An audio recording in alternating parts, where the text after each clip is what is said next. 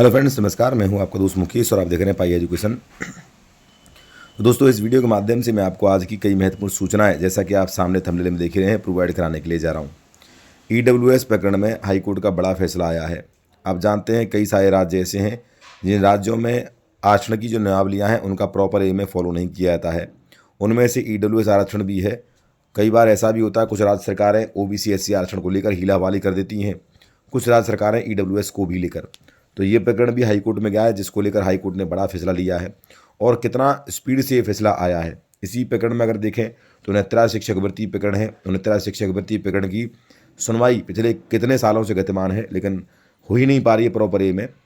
ठीक है, वहीं ईडब्ल्यूएस का जो प्रकरण है वो क्लियर कर दिया, हाईकोर्ट ने आदेश जारी कर दिया है। और यहाँ पर इसको लेकर सरकार को भी अपनी कार्रवाई अब करनी होगी। यादवों को भी अब जनरल से सामान्य वर्ग, माफ़ कीजिएगा, ओबीसी से सामान्य वर्ग में डालने संबंधी याचिका कोर्ट के अंदर जा चुकी है। कोर्ट ने भी इस पर जो है कुछ प्रश्न किए हैं। सरकार, केंद्र सरकार और राज्य सरकार दोनों से जवाब भी मांगे हैं। उसके संबंध में मैं जानकारी आपको देने के लिए जा रहा हूँ। वहीं दूसरी ओर, जैसा कि करीब 15 दिन पहले एक खबर निकल के सामने आई थी, केंद्रीय शिक्षा मंत्रालय और एनसीटी दोनों संयुक्त रूप से जो है आपके बीएड वर्सेस बीटीसी मैटर में एक रिव्यू पिटीशन डालने के लिए जा रहे हैं। तो रिव्यू पिटीशन को लेकर यहाँ पर ट्वीट किया गया एनसीटी के माध्यम से, और काफ़ी हम ये कहते हैं कि इम्पोर्टेंट ट्वीट है। सभी को इसके बारे में नॉलेज होनी चाहिए। कहीं ना कहीं इस ट्वीट के बाद में बहुत सारी चीज़ें क्लियर हो जाती हैं, और इसको लेकर कहीं खुशी की स्थिति होती है तो कहीं गम का माहौल भी बन जाता है। उसके विषय में मैं आपको जानकारी प्रोवाइड कराऊंगा 69 शिक्षक भर्ती प्रकरण के संबंध में। और उत्तर प्रदेश में बजट सत्र भी आपका जो है स्टार्ट होने के लिए जा रहा है।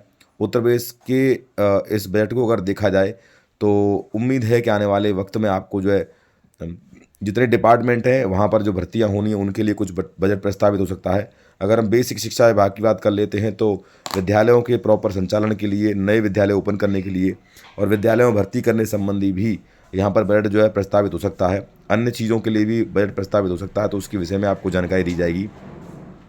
और कुछ महत्वपूर्ण रोजगार समाचार भी हैं जिनको इस वीडियो के माध्यम से मैं आपको देने के लिए जा रहा हूँ। चलिए शुरुआत करते हैं। दोस्तों, एक बात मैं आपसे कहूँगा, अगर आप हमारे चैनल पर पहली बार आए हैं और ऐसी ही लेटेस्ट अपडेट पाना चाहते हैं तो फटाफट चैनल को सब्सक्राइब कर दीजिए। साथ में बेल आइकन दबाना बिल्कुल ना भूलिए, क्योंकि हमारे हर वीडियो की नोटिफिकेशन आपके पास तभी पहुंचेगी जब बेल आइकन दबा देंगे। सबसे पहले कुछ रोजगार समाचारों की बात करें तो राजस्थान कर्मचारी चयन बोर्ड जयपुर द्वारा पशुधन सहायक के पदों पर भर्ती विज्ञापन जारी हुआ है। 2540 पदों पर यह भर्ती विज्ञापन है। आवेदन की अंतिम तिथि 1 मार्च 2025 है। न्यूनतम आयु सीमा 18 और अधिकतम 40 है। और इसके लिए rsmssb.rajasthan.gov.in पर जाकर आप आवेदन कर सकते हैं।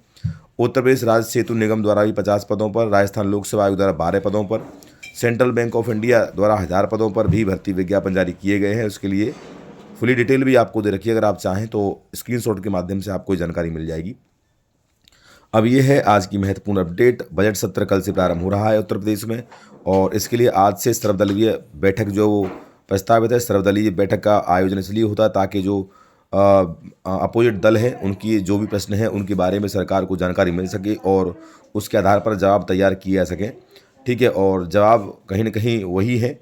उत्तर प्रदेश में आप जानते हैं कि अपोजिट हमेशा से रोजगार के संबंध में क्या बिल है और बहुत सारी चीज़ों को लेकर क्या बिल सरकार ला रही है।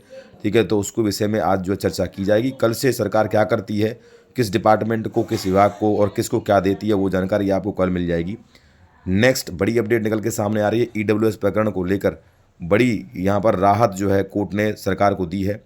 लेकिन ये अपडेट जो है मध्य प्रदेश से आप यहाँ देख सकते हैं। और हाँ, हालांकि ये अपडेट मध्य प्रदेश से है, लेकिन ये सारा फैसला जो है कहीं ना कहीं हर राज्य सरकार को मानना होगा, और कहीं ना कहीं हर ओबीसी, माफ़ कीजिएगा, जो सामान्य वर्ग कैंडिडेट है, ईडब्ल्यूएस धारक जो है, उसको बड़ा लाभ यहाँ पर कोर्ट ने दिया है। मध्य प्रदेश हाईकोर्ट ने ईडब्ल्यूएस के पक्ष में राहत भरा आदेश दिया है। जस्टिस विवेक अग्रवाल की एकल पीठ ने स्पष्ट किया है कि ईडब्ल्यूएस को महज सामान्य वर्ग के लिए निर्धारित पदों में से ही 10% आरक्षण मान्य होगा।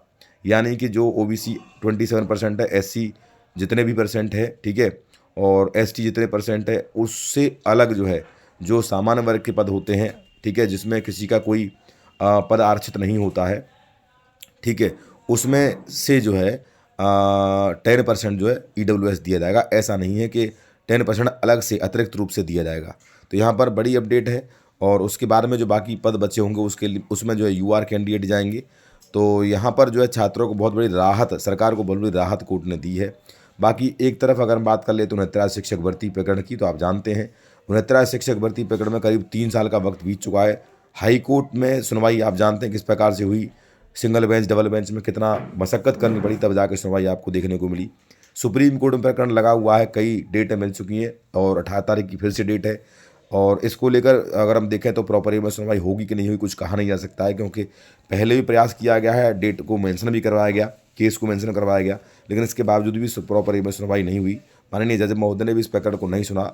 मार्च के लिए प्रस्तावित किया गया, लेकिन अच्छी बात यह है कि फरवरी में एक डेट मिल चुकी है कल की, और जानकारी प्राप्त ये हो रही है कि सरकार भी इसमें अपनी चहलकदमी शो कर सकती है ताकि प्रकरण शीघ्र सॉल्व हो जाए।